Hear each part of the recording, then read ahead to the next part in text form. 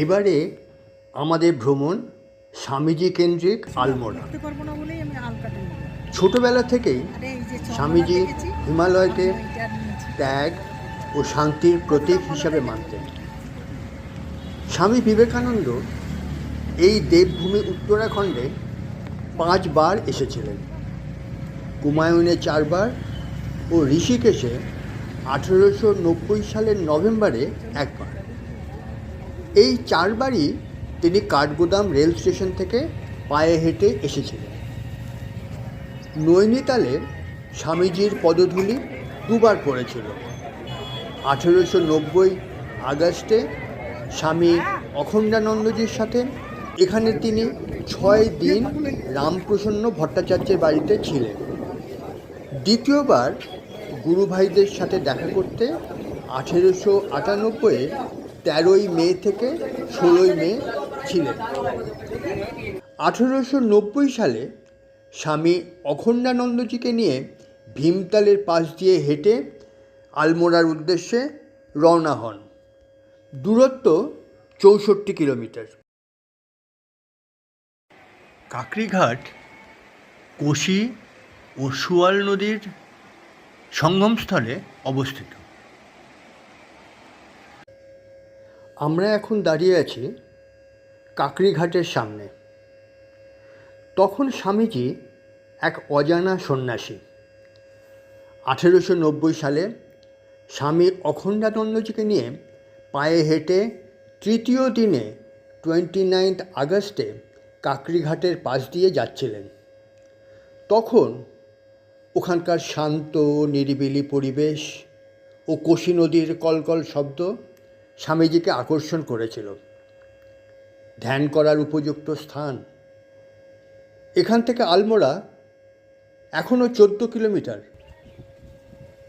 এইখানেই পিপল গাছ অর্থাৎ অশ্বত্থ গাছের তলায় তিনি রাত্রিবাস করেছিলেন। স্থানীয় কোশি নদীতে স্নান করে অশ্বত্থ গাছের তলায় ধ্যানমগ্ন হন। ধ্যানে তিনি সমগ্র মহাবিশ্ব একটি পরমাণুর মধ্যে দেখেছিলেন। এখানে উল্লেখ করা যায় যে সেই গাছ 2014 সালে শুকিয়ে যায়। এটিকে দ্বিতীয়বার ক্লোন করে নতুন গাছের সৃষ্টি করা হয়, যা বেলুর মঠের বলভদ্র মহারাজ, যিনি বর্তমান অ্যাসিস্ট্যান্ট জেনারেল সেক্রেটারি, সেই স্থানেই রোপণ করেন।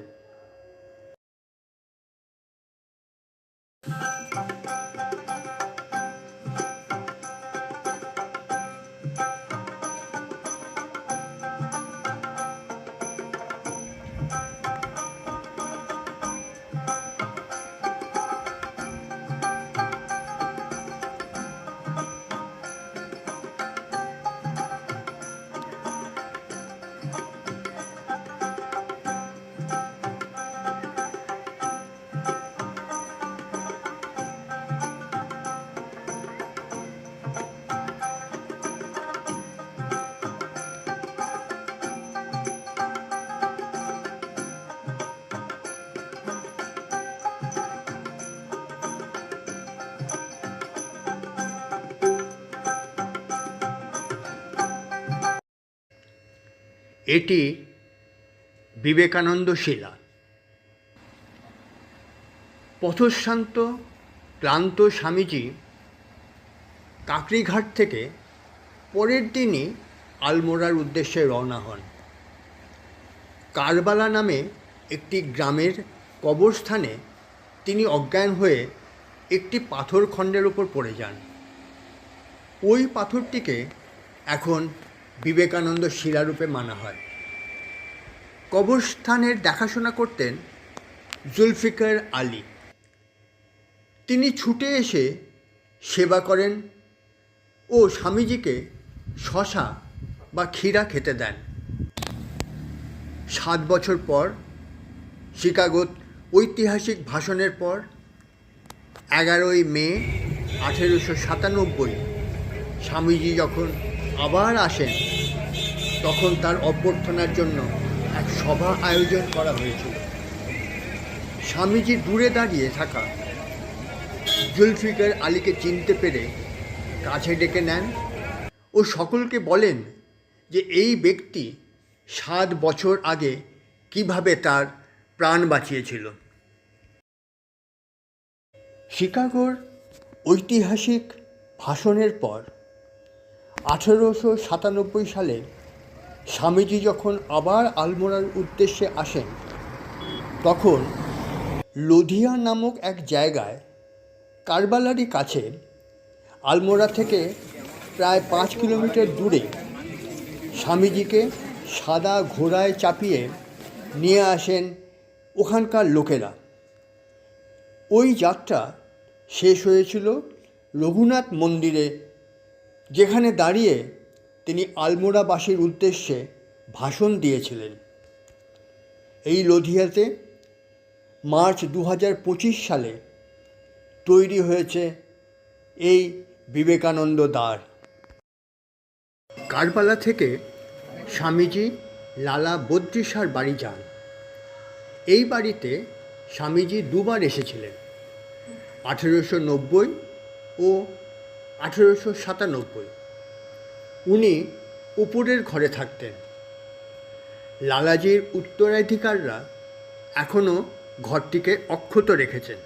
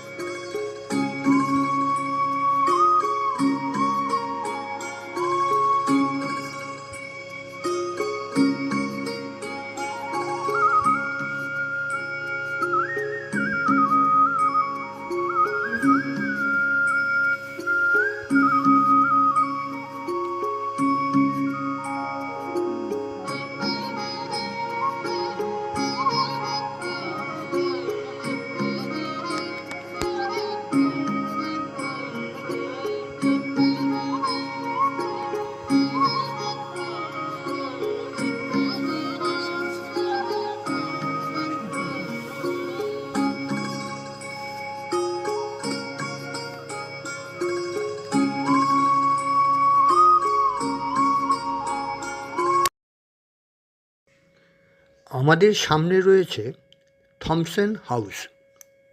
এই বাড়িটি ক্যাপ্টেন ও মিসেস সেভিয়ার লালা বদ্রিশার কাছ থেকে ভাড়া নিয়েছিলেন 1 বছরের জন্য, ফ্রম এপ্রিল 1898। এখানে বিবেকানন্দ প্রায়ই আসতেন। তিনি একা নন, তার গুরু ভাইরাও এখানে এসে থাকতেন। প্রবুদ্ধ ভারত পত্রিকা এই থমসন হাউস থেকেই প্রথম প্রকাশিত হয়েছিল, পরে মায়াবতীতে স্থানান্তরিত হয়। আমরা দাঁড়িয়ে আছি ওকলে হাউস, আলমোড়ার সামনে। এটিকে এখন নিবেদিতা কটেজ বলা হয়। 1898 সালে এখানে দেবদারু গাছের তলায় মিস মার্গারেট এলিজাবেথ নোবেলকে আশীর্বাদ করেছিলেন স্বয়ং বিবেকানন্দ। তিনি সেই দিন থেকে সিস্টার নিবেদিতা নামে পরিচিত। এই কটেজে সেই সময় থাকতেন miss Margaret Elizabeth Noble, miss Sara Ole Bull আর মিসেস জোসেফাইন ম্যাকলিওড। আমরা প্রায় 100 সিঁড়ি উঠে চলে এলাম কাঁসার দেবী মন্দিরের সামনে। কাঁসার দেবী মন্দির উত্তরাখণ্ডের এক প্রসিদ্ধ দুর্গা মন্দির। ভগবত পুরাণ অনুযায়ী দেবী কৌশিকী রাক্ষস শুম্ভ ও নিশুম্ভকেও বধ করেছিল এই কাঁসার দেবী মন্দির প্রাঙ্গণে। নাসার তথ্য অনুযায়ী এটি ভ্যান অ্যালেন এনার্জি বেল্টে, যেখানে পজিটিভ এনার্জি আছে। বিশ্বে আরও 2 জায়গায় পাওয়া যায়, ইংল্যান্ডের স্টোনহেঞ্জ ও পেরুর মাচু পিচু। আরেকটু উপরে আছে শিব মন্দির। এখান থেকে 360 ডিগ্রি ভিউ পাওয়া যায়। সেপ্টেম্বরের প্রথম সপ্তাহে একা স্বামীজি কাসারদেবী মন্দিরে যান। ওখানে একটি গুহায় ধ্যানমগ্ন হন।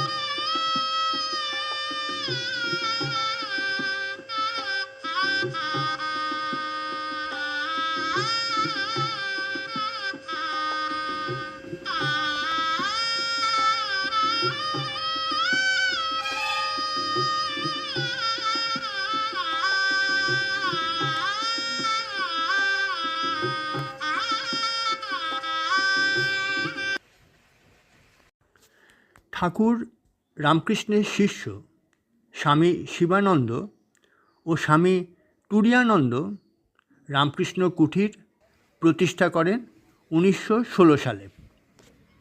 এই আশ্রমটি বিবেকানন্দ কর্নার এ অবস্থিত, যা পূর্বে ব্রাইট এন্ড কর্নার নামে পরিচিত ছিল। এখন আমরা ফিরে যাচ্ছি বেরেলি। আমরা দর্শন করলাম স্বামীজির পদধূলি খ্যাত নৈনিতাল ও আলমোড়ার অপরূপ প্রাকৃতিক সৌন্দর্য ভরা স্থানগুলি, যা মনের মণিকোঠায় চিরস্থায়ী হয়ে থাকবে। আমরা এখন চলে এসেছি চিতাই গোলু দেবতার মন্দিরে। এই মন্দির আলমোড়া থেকে 8 কিলোমিটার দূরে। এখানে যে মূর্তিটি রয়েছেন সেখানে গৌর ভৈরব দেবতা আছেন, যিনি ভগবান শিবের আরেক রূপ। এই মন্দিরটিকে বলা হয় গড অফ জাস্টিস বা ন্যায়ের দেবতার মন্দির। ভক্তরা এখানে শুধু মানতই করে যান না, কাগজে লিখে, এমনকি কোর্ট পেপারেও কোনো সমস্যার কথা লিখে এখানে ঝুলিয়ে দিয়ে যান। এই মানত পূর্ণ হলে ঘণ্টা বা বেল এখানে বেঁধে দিয়ে যান। যে ঘণ্টা এখানে দেখা যাচ্ছে তারও বেশি ঘণ্টা, প্রায় 2.5 কোটি ঘণ্টা গোডাউনে রাখা রয়েছে। এখানে 3টি বড় বড় ঘণ্টা রয়েছে, এক একটি প্রায় 500 কেজির সমান।